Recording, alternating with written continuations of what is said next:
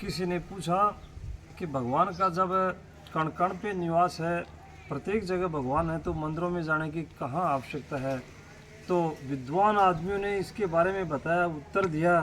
कि निश्चित सही है कि भगवान का निवास कण कण में होता है, प्रत्येक जीव में भगवान बसते हैं। तो उसके लिए बताया गया है कि उसमें भगवान को प्राप्त करने के लिए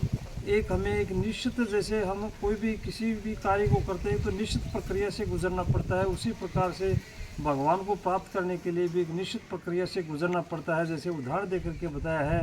कि जैसे हमें एक गाय है, तो गाय के पूरे शरीर में दूध है, लेकिन वो एक निश्चित जगह से जो है दूध निकलता है, बछड़ा वो निश्चित जगह से जो है वो जाता है, या उसका गाय का अपन दूध दूहते हैं तो वो एक निश्चित जगह से ही आता है। बाकी पूरे शरीर में गाय के दूध में दूध होता है उसमें। उसी प्रकार से दूध बताया गया है कि एक दूध में हम पूड़ियाँ नहीं बना सकते, क्योंकि उसमें एक निश्चित प्रक्रिया से गुजरेंगे। दूध को पहले गर्म करेंगे, उसके बाद में उसको जमाएंगे, दही बनाएंगे, दही बनाने के बाद में उसको घी निकालेंगे और घी से पूड़ियाँ बनाते हैं। तो इस तरह से बाकी जो एक निश्चित प्रक्रिया भगवान को प्राप्त करने के लिए जो है हमें एक निश्चित प्रक्रिया से गुजरना होता है। तो उसी प्रकार से जैसे हम